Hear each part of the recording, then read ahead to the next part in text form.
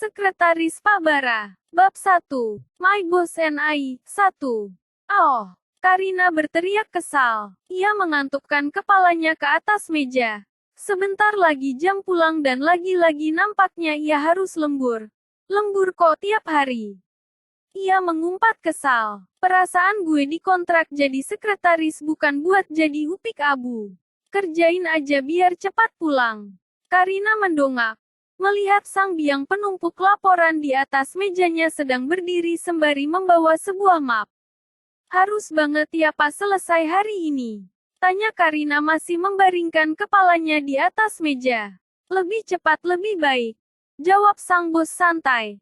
Lengan kemeja yang ia kenakan rapi tadi pagi sekarang sudah digulung sesiku. Gitu aja terus sampai dinosaurus dibangkitkan. Karina menggerutu. Ia sudah bekerja hampir 5 tahun sebagai sekretaris manusia bernama Baradean Raditya Putra. Direktur pemasaran yang tiap hari suka sekali membebaninya dengan banyak pekerjaan yang seharusnya tidak dikerjakan oleh sekretaris. Makanya daripada ngomel mending dikerjakan. Nah kan, gimana Karina gak gondok kalau tiap hari selalu begini masuk jam normal pulang tengah malam. Akhir pekan kadang masih juga harus mengurusi bosnya ini. Bisa-bisa mati muda dia. Rip masa muda Karina Adelia. Ini kan udah dicek dari cabang Pak. Udah dari bagian keuangan juga. Ia terlalu lelah melihat angka-angka di laporan keuangan dari salah satu cabang yang salesnya baru-baru ini melarikan uang tagihan bernilai kurang lebih 80 juta. Dicek ulang biar gak ada yang coba manipulasi lagi. Ini nih, efek sekali dikibulin. Berikutnya jadi terlalu sulit percaya, pikir Karina. Bara masuk kembali ke ruangannya. Gabut banget kayaknya tuh orang. Keluar cuma mau bikin gue emosi. Emosi kenapa? Wah, Karina berteriak kaget. Sialan lo. Umpatnya melempar pena ke arah Farhan yang entah muncul dari mana. Haha, bos ada, tanyanya. Karina melirik ke tangan Farhan yang membawa map berwarna hijau. Menurut lo, gue masih di sini berarti tuh makhluk setengah astral masih di dalam. Ucap Karina yang memang terdengar kasar tapi seisi kantor ini sudah amat sangat terbiasa dengan sikap Karina. Mereka mengerti betapa stresnya ia menjadi sekretaris seorang bara yang sangat mencintai pekerjaannya ketimbang dirinya sendiri. Sabar Neng, gue masuk dulu ya. Farhan tertawa canggung. Dia harus memberikan laporan mingguan. White.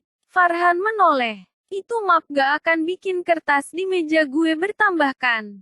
Tanya Karina was-was. Farhan menggedikkan bahu kemudian ngeloyor masuk setelah mengetuk pintu dan tentunya Karina komat kamit agar hal itu tidak terjadi. Karina keluar dari toilet. Pantas saja moodnya jelek sekali ternyata ini penyebabnya. Apalagi kalau bukan tamu bulanan. Dengan langkah gontai ia kembali ke mejanya. Jam sudah menunjukkan pukul 6 sore dan kebanyakan karyawan sudah pulang 1 jam yang lalu.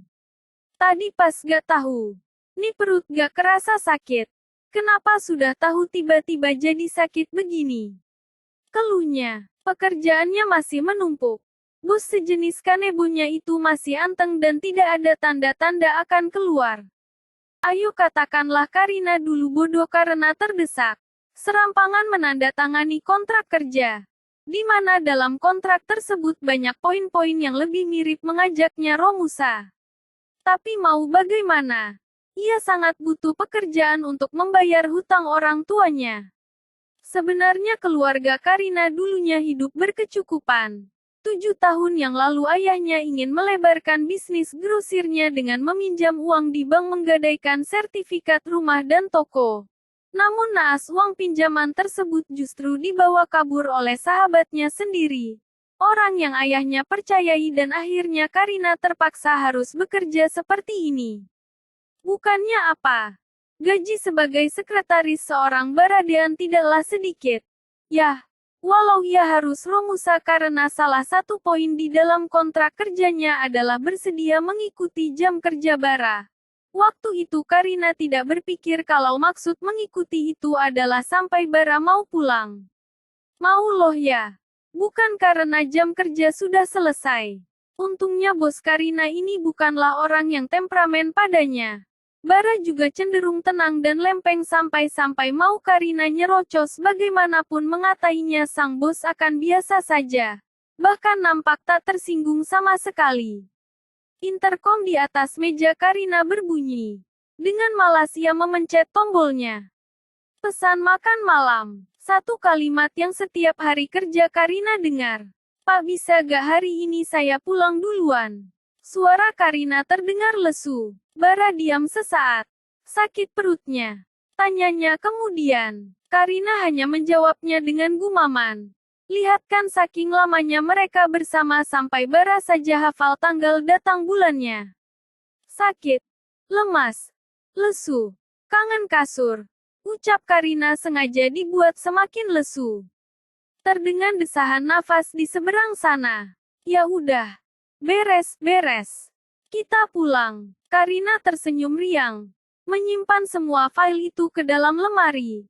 Akhirnya ia bisa tidur jam 8 malam hari ini. Tak lama Bara keluar sembari menenteng tas dan jas yang tersampir di bahunya. Sesaat Bara diam memperhatikan Karina yang sengaja bertampang lesu. Mereka berjalan beriringan. Kantor sudah nampak sepi. Dan seperti biasa mereka berjalan dalam diam. Setibanya di samping mobil, Bara membukakan pintu untuk Karina. Yah, memang beginilah Bara kalau Karina sedang sakit. Dia akan bersikap lebih lembut. Coba kalau Karina sehat walafiat. Boro-boro mau dibukakan pintu yang ada Karina yang harus menyetir. Kita mampir sebentar. Ucap Bara tak sadar kalau Karina sudah terlelap di bangku sebelahnya. Bara menoleh. Melihat kepala Karina tergolek ke kanan. Bara menurunkan sedikit posisi kursi yang diduduki Karina. Kemudian mengambil bantal kepala di kursi belakang dan dengan pelan memakaikannya. Mereka sampai di depan kontrakan Karina. Gadis itu masih terlelap. Nana, seru Bara. Mencoba membangunkan Karina. Walau setengah tak tega saat melihat wajah lelah sekretarisnya itu. Nana, bangun. Karina menggeliat bangun dari tidurnya. Udah sampai ya Pak? Tanyanya sambil menguap. Jaga image di depan Pak Bara. Lupakan. Sudah entah sejak kapan Karina masa bodoh dengan pandangan Bara. Bara hanya bergumam mengiyakan. Oh, makasih Pak sudah ngantarin saya pulang. Karina bersiap turun. Bawa ini. Bara menyodorkan kantong belanja yang cukup besar ke arah Karina. Terima kasih Pak, katanya.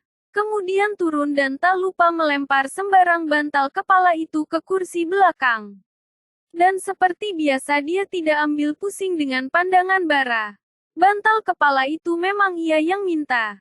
Karena saking seringnya mereka pulang larut malam, dia jadi sering ketiduran di dalam mobil. Mobil Bara berlalu. Karina masuk ke rumahnya. Setelah mandi ia mengecek apa saja yang Bara belikan untuknya. Kantong tersebut berisi banyak cemilan. Lalu ada obat penghilang nyeri datang bulan dan 2 jenis pembalut siang dan malam.